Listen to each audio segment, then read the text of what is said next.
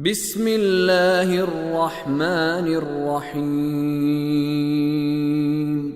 ان الذین فتنوا المؤمنین والمؤمنات ثم لم يتوبوا فلهم عذاب جہنم ولهم عذاب الحریق۔ یقیناً جن لوگوں نے مومن مردوں اور مومن عورتوں پر ظلم و ستم کیے پھر توبہ نہ کی تو ان کے لیے جہنم کا عذاب اور جلنے کا عذاب ہے۔ گزشتہ درس میں ان الذین فتنوا المؤمنین والمؤمنات ثم تک ہم نے معنی بیان کر دیے تھے۔ لم یتوبو، یتوبو انہوں نے توبہ کی، لم یتوبو انہوں نے توبہ نہ کی، ثم لم یتوبو پھر یعنی مومنوں پر ظلم کرنے کے بعد، ستم کرنے کے بعد انہوں نے توبہ نہ کی۔ ان لوگوں کے بارے میں خداوند عالم بیان فرما رہا ہے کہ ان کے ساتھ اللہ کیا سلوک کرنے والا ہے۔ لم یعنی نہیں، نہ کی، منفی کا معنی دیتا ہے یہ۔ یتوبو توجہ فرمائے، تا واو اور با، توب اس کے بنیادی حروف ہے، اور توب یا توبہ اس کا اصل معنی ہے واپس لوٹ آنا، پلٹ آنا۔ اللہ تبارک و تعالی نے یعنی شریعت اسلام نے توبہ کا لفظ استعمال کیا ہے اس واپس لوٹنے کے لیے کہ جب کوئی انسان اللہ تبارک و تعالی کے احسانات کو فراموش کر کے اس کی ہر وقت استعمال جو وہ کرتا ہے نعمتیں، اس کو فراموش کر کے خدا کی نافرمانیوں میں لگا رہے اور شیطان کی باتوں کو مانتا رہے، پھر کسی موقع پر ندامت کا شکار ہو جائے، اسے شرم آ جائے، اسے ندامت آ جائے کہ اللہ تبارک و تعالی اس کا خالق، اس کا رازق کس قدر کریم ہے کہ اس نے اتنی نعمتیں دی اور اس کے بعد اس نے اتنی مہلت بھی دی اور اتنی نافرمانیوں کے باوجود نہیں پکڑا، اور وہ شخص ندامت کی وجہ سے، شرمندگی کی وجہ سے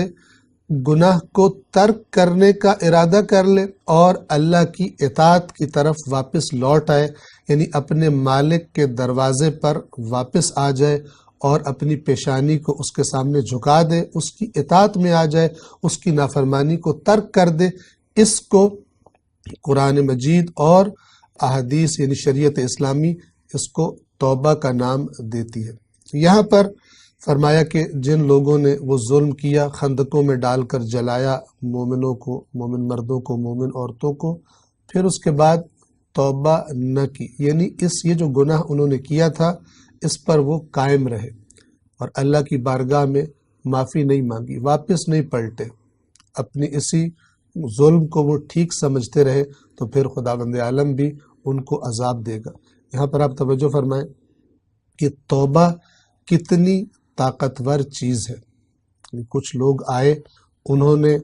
مؤمنین سے زبردستی کہا کہ اپنا دین چھوڑ دو، اگر نہیں چھوڑو گے تو تمہیں قتل کر دیا جائے گا۔ مومنین نے اپنا دین نہیں چھوڑا، انہیں قتل کر دیا گیا۔ اس کے باوجود قرآن مجید فرما رہا ہے کہ اس کے بعد انہوں نے توبہ نہیں کی۔ اس کا کیا مطلب ہے؟ اس کا مطلب یہ ہے کہ اگر وہ توبہ کر لیتے، اپنی شرائط کے ساتھ واقعاً نادم ہو جاتے اور خدا سے واقعاً معافی مانگ لیتے، تو گویا توبہ کا دروازہ اتنے بڑے جرم کے بعد بھی ان کے لیے اللہ نے بند نہیں کیا تھا۔ اب کتنا گویا کہ بد نصیب ہے وہ انسان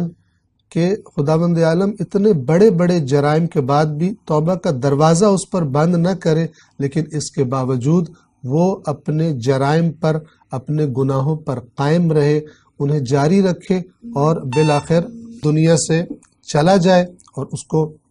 گویا کہ توبہ کی طرف اس کی سوچ اور اس کی فکر نہ جائے۔ لیکن یہاں پر میں آپ کی خدمت میں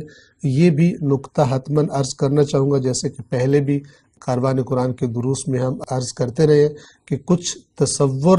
یعنی کچھ کانسیپٹس جو ہمیں قرآن مجید سے ملتے ہیں وہ ہمارے ذہنوں میں حتماً واضح ہونے چاہیے، اور وہ کیا ہے کہ ہر گناہ تاثیر رکھتا ہے انسان کے قلب پر۔ قلب گناہوں سے سخت ہوتا جاتا ہے. جیسے سخت زمین اگر بہت زیادہ سخت ہو جائے تو پھر اس میں بیج اندر جاتا ہی نہیں ہے اور اگتا ہی نہیں ہے، گویا کہ وہ بنجر ہو جاتی ہے. دنیا کا بہترین بیج بھی اگر آپ لا کر اس زمین پر اگانے کی کوشش کریں تو وہ زمین اس کو نہیں اگاتی اور وہ بیج ضائع ہو جاتا ہے. بعض قلب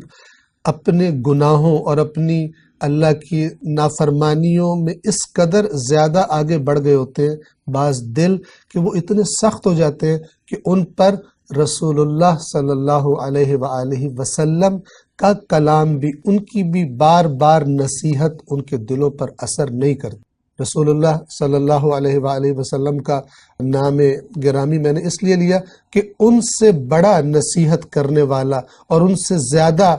تاثیر کسی کی نصیحت میں ہو ایسا ممکن نہیں ہے. تو کچھ لوگ تھے کہ جن پر ان کی باتیں بھی اثر نہیں کرتی تھی. کیوں نہیں کرتی تھی؟ اپنے گناہوں کی وجہ سے وہ ایسی سٹیج پر پہنچے ہوئے تھے کہ ان کے اندر گویا گناہ رچ بس گئے تھے. گناہ کی بات میں ان کو مزہ آتا ہے، نصیحت اور ہدایت کی بات میں اس محفل میں ان کو مزہ نہیں آتا. اگر چلے بھی جائیں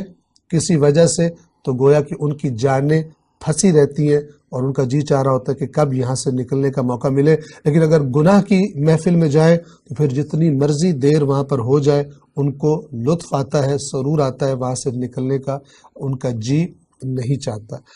تو جب انسان بڑا گناہ کرتا ہے تو اس کی دل کو سخت کر دینے والی تاثیر بھی بہت بڑی ہوتی ہے. مثلا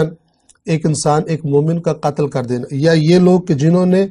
یہ جو قصے کو بیان کیا گیا ہے روایات کے مطابق 20,000 مومن مردوں اور عورتوں اور بچوں کو اس آگ میں انہوں نے یا جلا دیا تھا یا بعض کو تلوار کے ساتھ انہوں نے قتل کر دیا تھا. تو اتنا بڑا جب جرم انسان کرتا ہے تو اس کے دل پر جو اثر ہوتا ہے، اس کا دل جو گویا کہ مردہ ہونے کی طرف چل پڑتا ہے، سخت ہونے کی طرف چل پڑتا ہے، تو پھر توبہ کی طرف آنا اس کے لیے بہت مشکل ہو جاتا ہے. یہ خدا کا قانون ہے جس کو ہم سادہ لفظوں میں اس طرح کہتے ہیں کہ اللہ پھر اسے توبہ کی توفیق یا بہت مشکل ہو جاتی ہے اس کو ملے،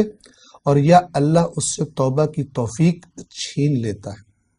تو یہ بھی انسان کے ذہن میں رہے کہ ہم اگر توبہ میں دیر کرتے جا رہے ہیں، کل کر لوں گا، اتنے سالوں بعد کر لوں گا، ابھی تو میں جوان ہوں، جب میں بوڑھا ہو جاؤں گا تو پھر میں کر لوں گا، اتنے سال کے بعد کر لوں گا. یہ سارا کا سارا شیطانی وسوسہ ہے، اور وہ شیطان جانتا ہے کہ انسان کا دل سخت سے سخت تر ہوتا جائے گا اور ایک سٹیج ایسی آئے گی کہ پھر اس کی شخصیت میں رچ بس جائے گی گناہ کی محبت اور وہ لذت، اور یہ پھر اس کو چھوڑ نہیں سکتا. تو گویا کہ اس قانون کی زد میں آ جاتا ہے انسان، جس کو ہم یوں بھی کہتے ہیں کہ اس سے توبہ کی توفیق سلب ہو گئی ہے. بس یہ دونوں طرف ہمارے ذہن میں واضح رہے کہ توبہ کا دروازہ اتنے بڑے جرم کے بعد بھی اللہ تبارک و تعالی نے بند نہیں کیا. یہ اس کا کرم اور اس کی رحمت کی وسعت کی گویا کہ انسان تصور کر سکتا ہے. لیکن دوسری طرف وہ قانون بھی خدا ہی کا بنایا ہوا ہے کہ جب کوئی بڑا جرم کرتا ہے اور کسی کو قتل کر دیتا ہے، ظلم کرتا ہے لوگوں کے ساتھ، تو اس کے دل میں بھی وہ سختی آ جاتی ہے، جس کے بعد توبہ کی توفیق ملنا اس کو مشکل سے مشکل تر ہوتا چلا جاتا ہے. انشاءاللہ کہ لفظ توبہ اور وہ نکات کے جو میں نے آپ کی خدمت میں عرض کیے واضح ہوں گے. السلام علیکم ورحمۃ اللہ وبرکاتہ.